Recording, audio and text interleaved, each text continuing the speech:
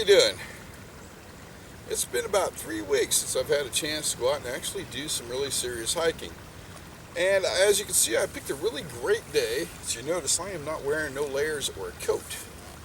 It is at the end of December, and I live in the Midwest, and it is supposed to be snowing and extremely cold right now.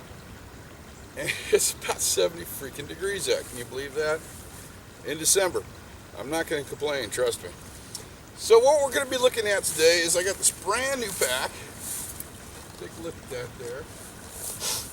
This was given to me by a good friend of mine, and I can't really mention his name or what he does, but he gave me this pack because he's upgrading to a better pack, and so he graciously gave this to me, and I'm very happy that he did.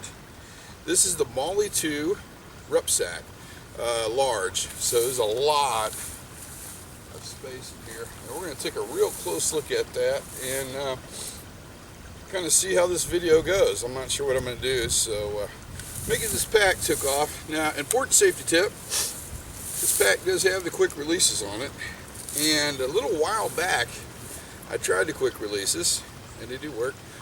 Got to take the chest strap off. Okay, remember, take the chest strap off. It is very freaking unpleasant if you don't. But you know, it happens, you live, you learn. Alright, I picked a really nice sandy area here, and let's go ahead and throw this back down and take a much closer look at it. Okay. Now, I've done a couple modifications to it. I've actually added a couple pieces of extra gear. I'll move my monitor. There we go, I can see better. I put my Globe Zero here on the top and attached it, and I've added this Voodoo Tactical pouch to it. But other than that, that's all I've done. I mean, this thing has got a lot of room to it. I am so impressed with it. Oh, and I put my Condor H2O pouches on here. I've got one here, and on this side got the digital camel one I've put on there, or digital. I think it's the the ACU camo on there, and I've ordered another one of these so that way I can carry 2 bottles of water on here. Actually, I carry 3, which equals out to about a gallon of water, which would equals out to a gallon of water a person a day or something like that. But if you look over here, you see this little black wire coming down here, and it's coming off the Globe Zero solar panel. Underneath, we got the battery bank, and it is actually charged up. And it comes down here. It's going into this Condor pouch. I got to thinking, it's about 2-3 hour hike here, depending on how fast I go. I simply just plugged my cell phone into it and is charging it on the way in on the hike. So that worked out really well. And I got the cable just running down through the pack, and simply just put it here in the little pouch. And since we're on the side of the pack anyway, I'm going to show you here how I attached my machete. I'm real happy about this. If we look right here, this strap that comes around the pack and keeps the pack real tight worked out perfectly because it went through the loop right here in the machete, which is very hard to see. There's the loop right there. And then all I did simply is put Velcro around here, and then down here on the bottom, and this second strap that actually cinches down the pack and keeps it tight, I put it right there, and I ran the Velcro through the spots in this frame, because this Molle 2 frame is just freaking excellent. And I put one right down here. Let's see if we get a closer look at the Condor pouch and the wire hanging out of it. Now a little bit later I might try to figure out an easier way to run this down, but for now this works for me. And I am carrying my knife on the pack itself on the belt. I was originally worried about it falling off, but it seems to stay on there with this little clip and not fall off at all. And of course, I've got my compass. Cannot forget to have a compass. I was using the GPS for a while, and it locked up on me, and ever since then I don't trust it. So now I pretty much use a compass. Let's take a little bit closer look at the quick release straps here. Now these are a lot different than the Alice pack, and I'll show you how they work. You pull them the exact same way you do on the Alice pack. Is you pop them loose, and this one's on there pretty tight, and yes, it has seen some usage, as you can tell. And just lift it up, boom, pops right out. Now on the Alice pack, of course, they have the pin in there. You set the pin on top of the strap. But these are a little bit different. They've been upgraded, and yes, they do come off quite fast. And to put them back on, just snap them into place. Here, snap. And we're gonna pop, snap back on here, and we're good to go. Now this here adjusts the belt itself that goes around your back. And if we look up here, this setting right here will actually pull the pack closer to your back. Now down here, this is of course the waist belt, and it's got a lot of nice cushioning here for your back and your sides, your kidneys and all that. Now the important thing is, when you're using one of these, you want all your weight on the waist belt. I mean, you want this thing torqued down as strong as you can get it without hurting yourself, of course, and that is very important. I mainly use the straps to put a little weight on there and use these to keep the pack closer to my back. And then a lot of times when I'm hiking, I do alternate from the waist to the straps, just tighten them up a little bit, take a little the tension off my waist or the weight off there. And I really don't use chest straps that much, but they do help out. Now don't torque these down too tight, just where it's comfortable. It helps to keep the sides of the strap from actually cutting into your sides of your arms, and they work out really great. So let's flip the pack around, and that way we can take a much closer look at it. Let's see. I have to blow it off with the air compressor tonight when I get home. Get the sand all over the place. There we go. One thing is the machete does stick out a little bit, but if I actually had my sleeping bag in the sleeping bag compartment, that wouldn't be a problem. Let's start actually the bottom part, the sleeping bag compartment. So let's take a closer look in there. This compartment's actually the sleeping bag compartment, but I am using it to store more gear in there, and there's a lot, and I mean a lot of space in this pack, a lot more than I thought there would be. So yeah. This is going to be great for a good 3-day trip. Okay, now this is sectioned off on the inside by a compartment you can unzip and make this one whole pack. But down at the bottom, of course, we got my trusty blue tarp. And what I've done is I brought my rain gear today because I didn't know if it was going to be raining when I came in. It came out. It's just a simple PVC poncho. I might get a Gore-Tex one later. I'm not sure. And I do keep a lot of my camera gear down here, keep the tripod in the bottom. Of course, I was really wanting to use this today. This is a little portable grill I made, but the area I'm in, there's a lot of dry, I don't know, weeds, grass, everything here. Not a good idea to start a fire. And speaking of fire, I got a couple homemade fire starters I carry in the bottom. And of course the first aid kit. Now I'm going to switch this over to a Condor med kit pouch a little bit later. It'll fit in here better. It's a little bit more square. Of course this is the catch-all box, and I'm sure everybody knows what I keep in it. We'll just go through it real quick. Let's take a quick minute here. Of course I keep several different bandanas, and definitely the yellow one because that's a good signal so somebody can see you. I got the flashlight, toothbrushes, toilet paper. Got some mustard in there, and that was actually for the homemade grill. And tent light and headlamp, I'd keep those in there too. So maybe I'll use the homemade grill before the day's over. I'm really not sure. So I'm going to stash all this back in the pack. We're going to take a look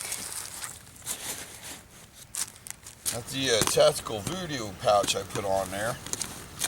And I wanted to use the voodoo pouch for the stuff I want to get to immediately. Something, you know, I need right away. It's right here in this pouch, and it's very easy accessible. Get all that put back in And the cool thing about any of the Molle packs, they've got all this webbing in here. You can attach so much gear to it. Get my little tarp stashed away. Didn't turn out needing it today, thank God.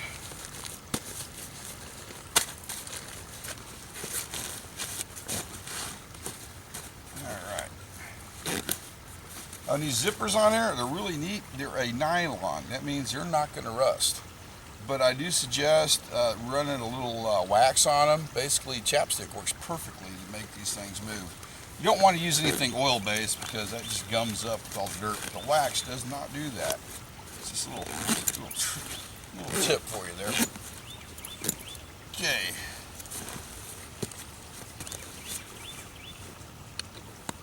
Let's move on to the tactical pouch.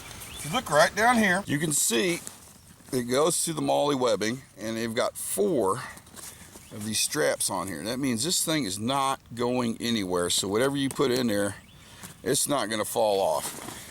It's a very thick canvas material, and it's got more of the webbing right here. All right, let's take a look in the inside. This is the strap I use to hang my pack off a tree. And of course, I've got one of these little shovels I picked up. They're really lightweight, stainless steel. And I'm going to use this eventually to make a Dakota fire pit, eventually. So we'll see how that goes. I think the ground might be a little too cold right now for that. Also, I've got the important duct tape, and I've got stage tape on this side. And I've got regular duct tape here, and in the center I just put a little bit of fishing string because you never know. Of course, the multi-tool, and a lot of this stuff you've seen in my other videos. And this is one I got a while back for getting my NRA membership done. Steel wool, great fire starter and cleaning off stuff. Of course, we got all the tent stakes, which I call pack stakes. Got the baby tripod in here. That's when I use both cameras for close-up shots. And my new favorite tool, besides the machete, is of course firesteel. I love this thing. It burns hot. So let's get this gear stowed away, and we're going to move to the top of the pack. Okay, putting all this back in here. And of course, I'll leave my strap at the top. That's the very first thing I want to get to when I get on locations, to hang it from a tree. And hanging it from a tree is just a lot easier to get to your gear, because putting it on the ground sometimes is a pain in the butt, especially if the ground is wet. Let's come up to the top.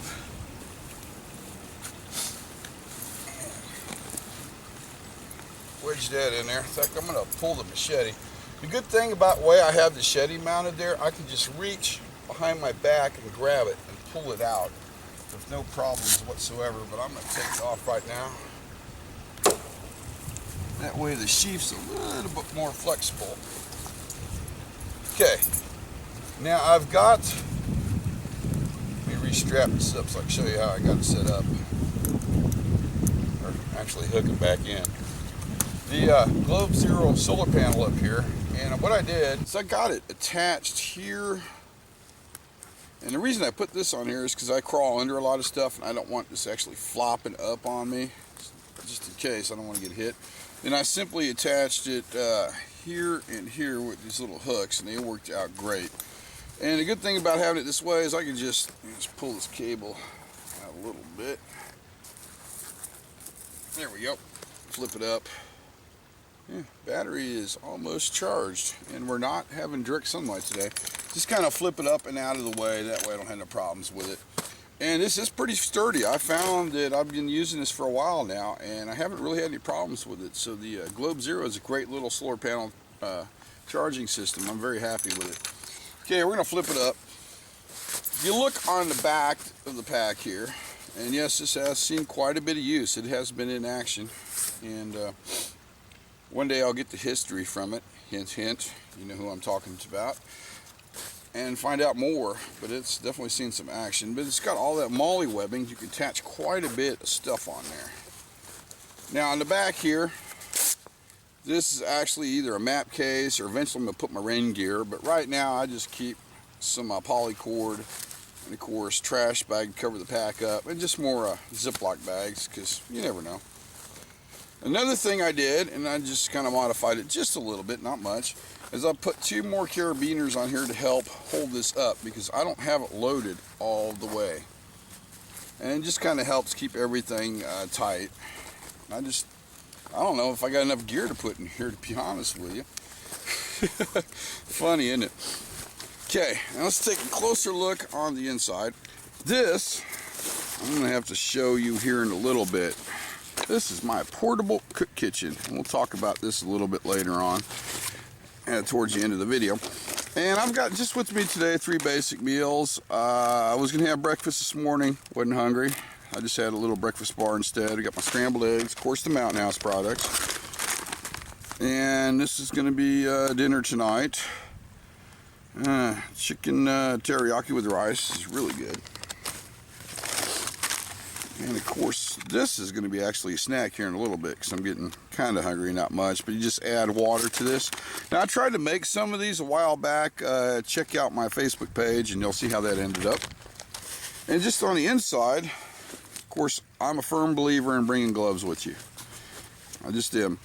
Okay, now we're going to take a real close look. As you can see, there's another zipper right here inside the pack. You can unzip this and make this one whole unit, get plenty of storage space, or you can zip it up and then separate it, is what I've done. Also, you see these little hooks in here? This is to put polycord or whatever and just reinforce it a lot more. That way there's more strength to it. And I'm going to stow all this gear back in there.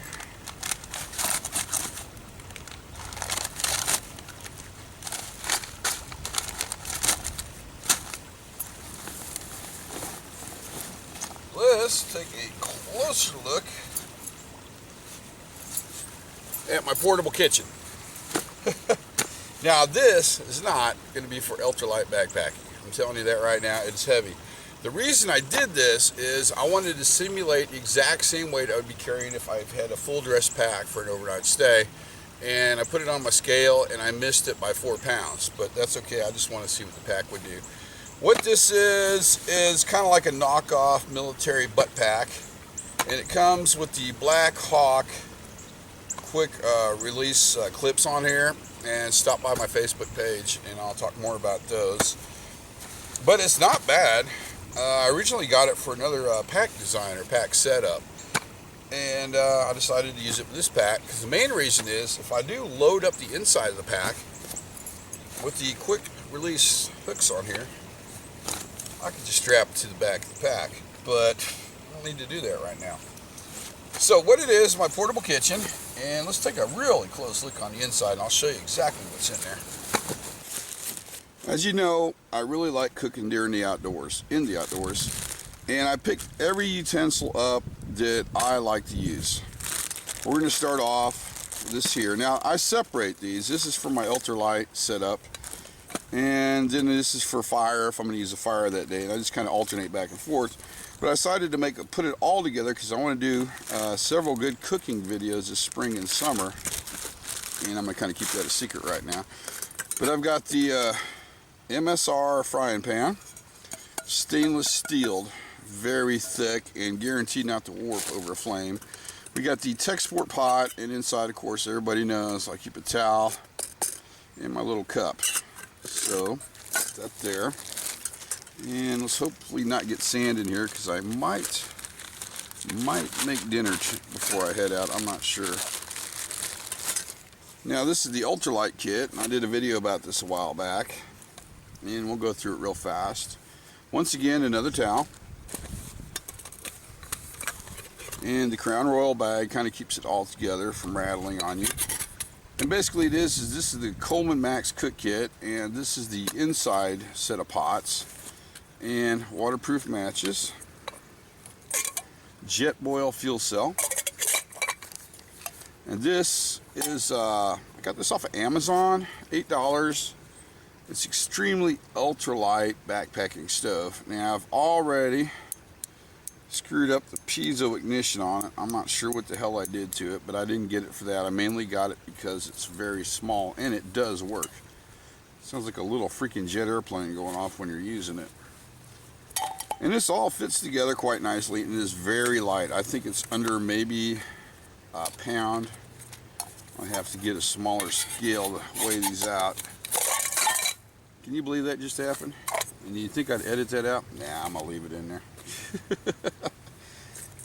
Yes, I tend to make some uh-ohs in my videos. But that's alright. The reason I'm hurrying is another train in the distance. So let's get this stashed away.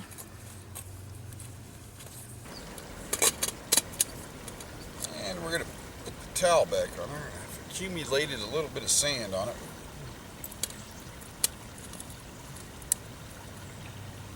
Okay, let's show you exactly what else I have in the pouch, or my portable kitchen. Went and picked up some spices and herbs, and this is going to be for some of the meals I'll prepare down the road. Do some gourmet over the fire cooking. There's just something primeval about that. I really enjoy it.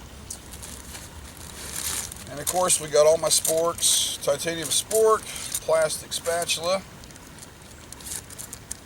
And I keep everything in a Ziploc bag just to keep it clean, and if it does get dirty, to keep it from getting everything else dirty. And this is the handle for the Alpine frying pan. My long handled spoon, titanium. Just a little bitty spatula, and of course my titanium spork. I love these things. And if you're thinking about getting titanium, yes, it's well worth the money. I don't know how many plastic ones I've gone through now. And there's nothing like being out in the field and breaking a plastic one and then trying to duct tape it back together and finding out it don't work. Okay, I got some other things in here. What is this? Oh, hot chocolate mix, oatmeal, and yes, Rainbow Hiker, you have me hooked on Cliff Bars. I like them. I think this is the crunchy peanut butter and nut, and I also like the chocolate chip ones. Are really good too. So I kind of keep those in there. And let's take. That's got attacked by a bug. Okay, let's take a look at the side pouches on here. What it is basically is the extra storage for the pack. Get this stowed away and out of the way.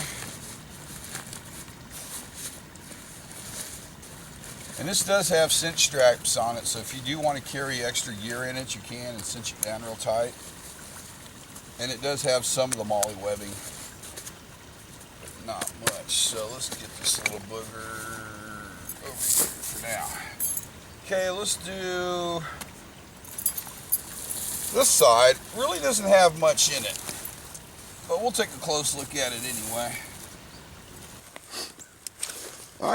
Right now, I've just got my extra water bottle in there, so I'm waiting for my other Condor H2O pouch to come in.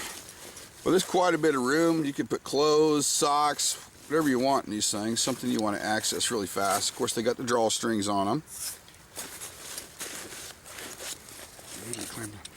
Now these straps right here, they go around to the side of the pack, and there's another one down here at the bottom, as you can see it here. What these are is a cinch to pack up and make it real tight. That way your gear doesn't shift around on the inside. And that is very important, especially if you try to do some rock climbing and moving fast through the brush. Now let's pop over here, and this one's got a lot of gear in it.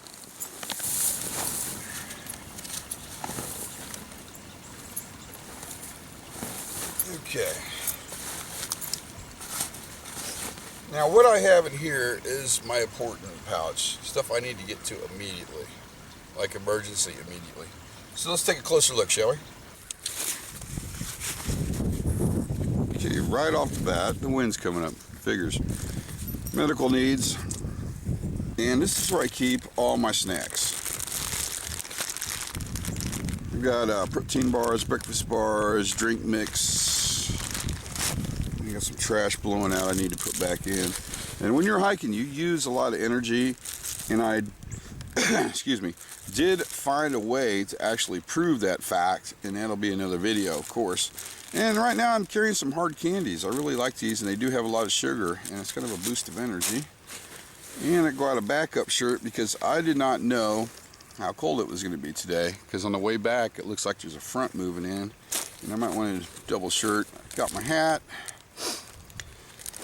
and a backup fuel canister because the jet boil fuel canister is just about empty. There's not really much left in it at all, so I just threw in a simple Coleman Max fuel canister. Okay, stash all this back in there. And another thing, really important, do pack your trash out. I really can't emphasize enough on that. You know what I mean. You've been out hiking, you find somebody else's trash, it just kind of ruins everything for you. So, and yes, I keep everything in a Ziploc. Keeps it tidy and nice and neat. Zip this back up. Got the drawstrings on there. Of course, another compression strap. And it's got the same straps on this side as on the other one. And I keep a lot of carabiners. Of course, somewhere on here, up there it is, I keep an extra survival bracelet, paracord, and the temperature is 71 degrees in December. You believe that? Alright, let's get this kind of stowed away.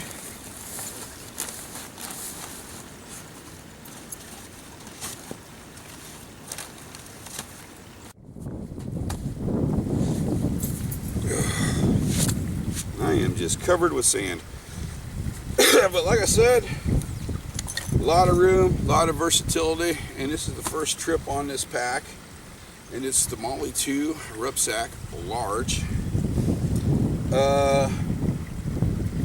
If you have any questions about it or any more information you'd like to add to this video, feel free to put it in the comments section. Another thing is, anybody else you want to upload pictures to my Facebook page of some of your outings, some of your gear, you're more than welcome to do that. That's what it's there for. It's more interactive than the YouTube, because you know YouTube's kind of hard to navigate sometimes. Okay, I think what I'm going to do is pack some of this gear away, have me a snack. Let's you know what, I'm going to grab the camera and do a little bit of bonus footage before I have to put it in a plastic bag, because I think it's going to rain. So let me do that real quick. Okay, that's the windbreak I was using at the beginning of the video shoot because it was quite windy through here. If you look up, there's a front moving in, and I do believe I am going to be using my rain gear after all, so I'm going to pull that out and put it at the top of the pack. This is a really great area I found. Originally I was going to cross the railroad tracks, do some video shooting on the cliffs up there, but I got to sit here and I kind of really enjoy it. I got to thinking, this area here would be a great spot to put a tent. And of course, check this tree, make sure it didn't go anywhere. I don't know, it's kind of wiggly. It still would be a great spot. And this message is for Ken over, there we go, as I come downhill. Ken, as you can see, there are no rocks down here. And I was hoping to make one of those necklace fire starters like you did in your last video. But yeah, no rocks whatsoever. I'll go check the main river area on the way out. Oh, look. Nobody's got arachnophobia. It appears all the wolf spiders are out moving around today. Hey, little guy. And what that means, if it's warm enough for spiders, the snakes might be stirring up a little bit too, so I need to be kind of careful on the way back. But yeah, that'd be a great spot to camp. Firewood, water source, and the water don't look half bad. Of course, it is a little muddy today. As you look at all them spiders. Huh. Okay, let's attempt to get back up this hill.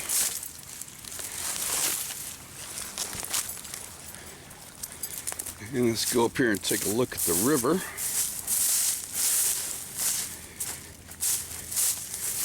see right there, we got some animal tracks. I think that might be raccoon. Yep, and there's human tracks.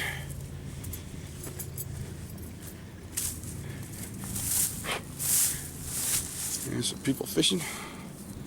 Look how low that river is. Normally, you wouldn't see them sand barges out there.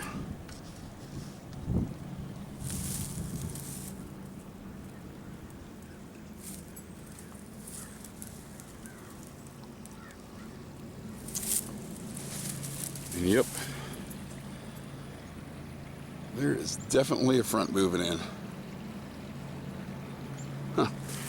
Okay, let's go put you back on a tripod.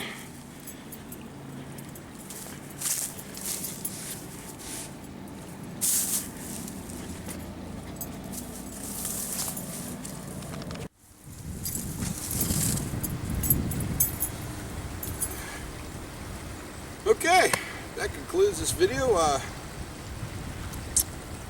Once again, comments are more welcome. And like always, thanks for watching.